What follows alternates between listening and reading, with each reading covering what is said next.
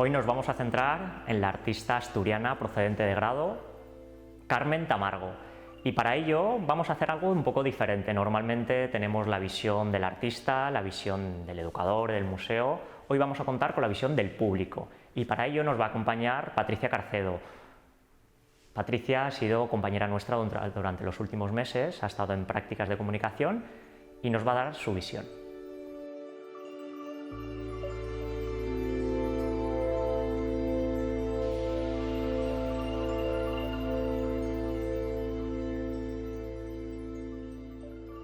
Bueno, Patricia, cuando te acercaste a la exposición recuerdo que nos comentaste que pues, la pintura contemporánea como que no te llamaba mucho la atención. Sin embargo, pues hicimos un pequeño experimento, que es seguir ese ejemplo que nos dio el crítico de arte Francisco Zapico, de detenernos un cuadro aunque sea 15 segundos, lo que dura más o menos un anuncio.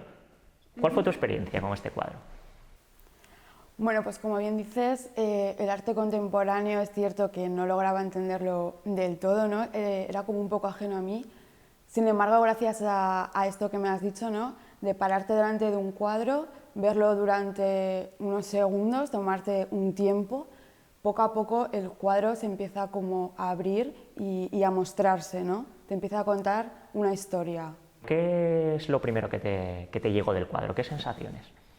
Lo primero que me llegó fue este enorme vacío que hay aquí en medio, ¿no? O sea, cómo puede transmitir tanto simplemente con un cuadrado negro, ¿no? Y luego, pues bueno, una civilización que es la egipcia, que a mí me gusta mucho, y entonces, bueno, las dos cosas fueron lo que más me llamó la atención del cuadro.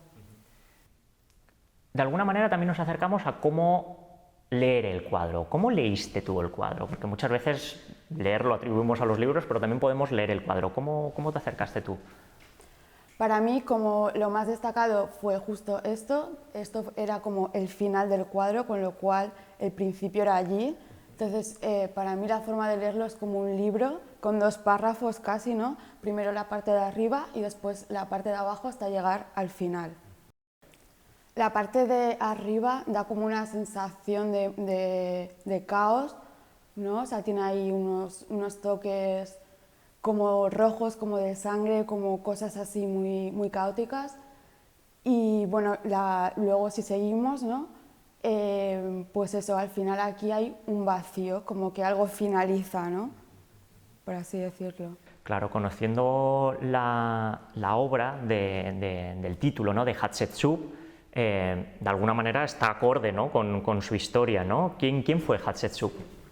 Pues fue una reina que finalmente se convirtió en faraón, no era algo habitual en aquel entonces, sin embargo ya consiguió ser faraón y después de su muerte intentaron borrar su historia, ¿no? Que es lo que corresponde justo a este vacío que yo percibí al principio.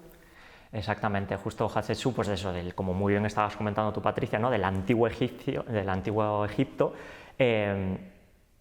una reina que acaba transformándose en faraón en este caso, y ¿cómo consiguió el poder? De alguna manera, ¿cómo se representó ella en la historia? Pues a falta de roles femeninos que representaran el poder, ella adaptó el rol masculino de aquella época, poniéndose una barba postiza, ¿no? Llevaba un atuendo masculino al final para hacerse valer. ¿Y hay alguno de los elementos que de alguna manera tú hayas visto que se repite, que sea de alguna manera repetitivo? Sí, bueno, esas columnas, ¿no? Que de hecho al principio empiezan enteras, poco a poco se van rompiendo y aquí ni siquiera tiene el capitel, que yo creo que, bueno, al final el capitel es como el sostén del templo, ¿no? Entonces aquí ya es cuando se cae del todo.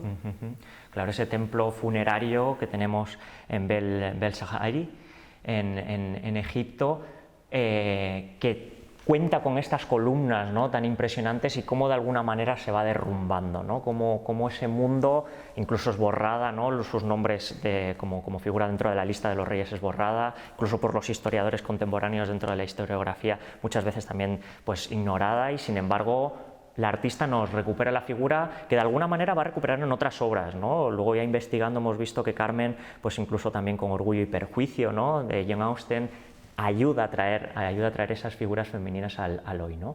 Entonces casi lo podríamos leer de la otra manera el cuadro, ¿no? De alguna manera ir de cómo desde un gran esplendor, ¿no? Con ese grandísimo templo acaba en ruina, hoy en día de la ruina que acabó al esplendor de recuperar su figura hoy en día en el presente, ¿no?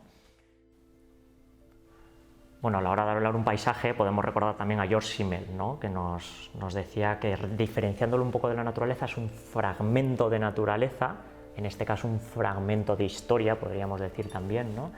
Y un sentimiento, ¿no? De alguna manera el sentimiento quizá es el sentimiento de vacío, ¿no? Que es el que ha predominado, ¿no? Con el espacio que comentabas, ¿no? Que no sea un punto de partida para que los espectadores también puedan seguir investigando. Eso es.